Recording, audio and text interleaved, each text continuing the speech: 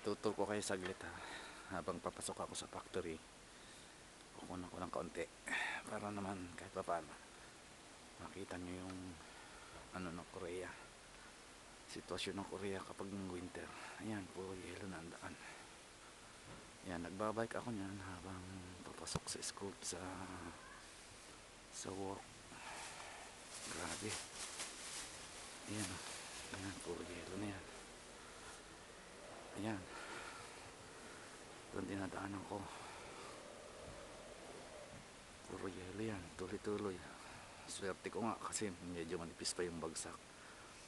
Ang problema mamaya ang gabi pag uwi ko, talagang ano, hirap na hirap. Ay, sana umulan mamaya para ma-wash out ang yelo, para at least kahit pa paano iba-iba.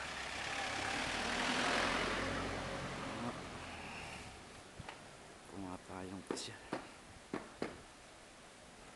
Grabe, sakit sa kamay yelo. Yan, pagkabilang ganyan lang, ganyan talaga. Coastal Highway. Kumang pumunta, liko tayo sa kaliwa, papunta kung saan papuntong ito sa ang factory.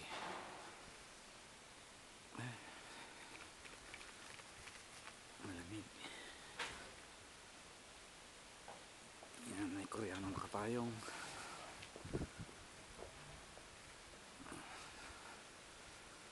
Ayan, grabe lamig.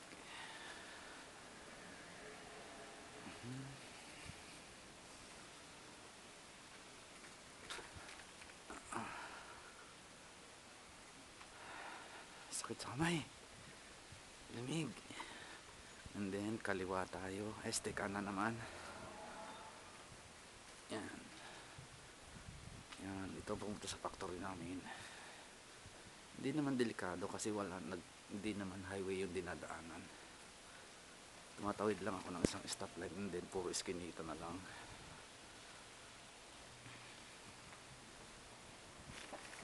Sabit lang pati, 5 minutes lang sa bike, andun na. Yan, ito nakikita nyo yung mga building sa gawing kaliwa ko, sa dulo niyan, ayan yung factory namin. So ibig sabihin malapit na tayo.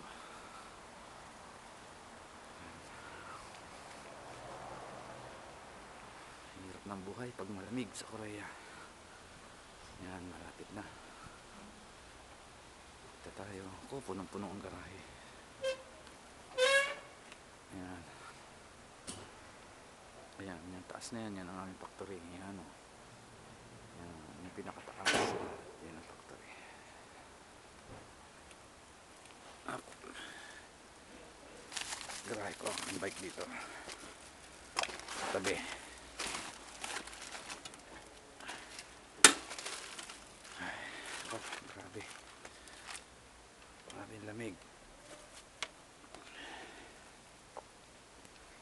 Lala ko muna.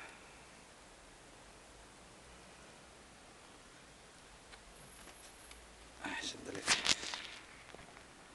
Lala ko muna ng bike.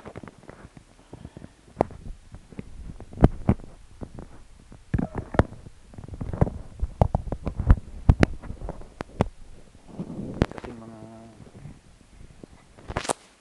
magnanakaw dito ng mga bike, mga Koreano. Yan. Teka lang, aking gloves na iwan.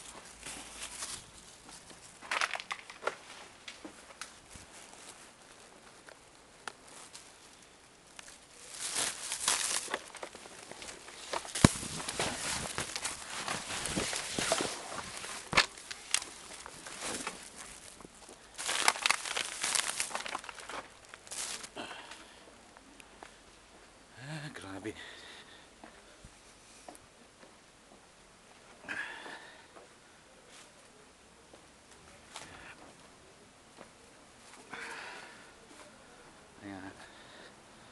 Kita tayo sa building namin.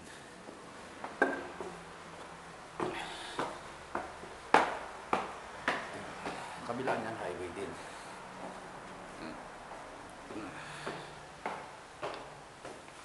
Pakit tayo. Pakit ang pakyat. Second floor na.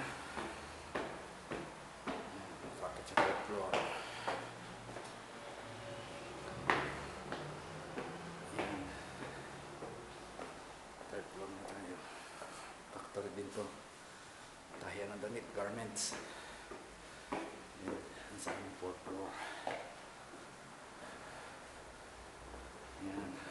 Dilim pa. Pang tao.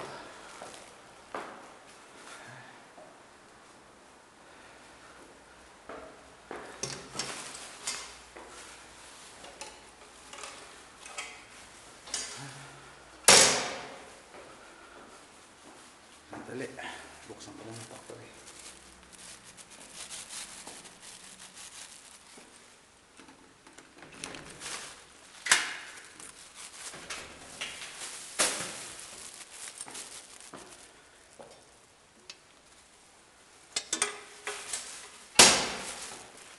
Ayan. Dito na tayo sa factory namin. Ayan.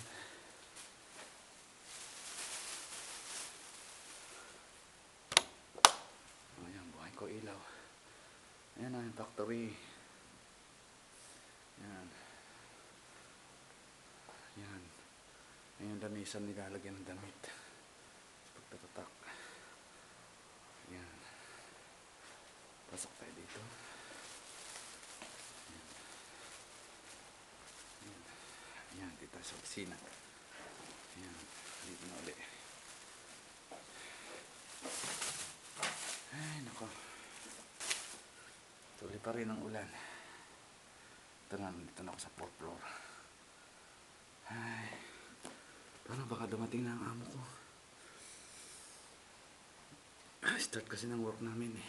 At saka marami kaming gawa. Okay, bye-bye naman ha. Saka na lang ulit. Ingat lang eh. Love you.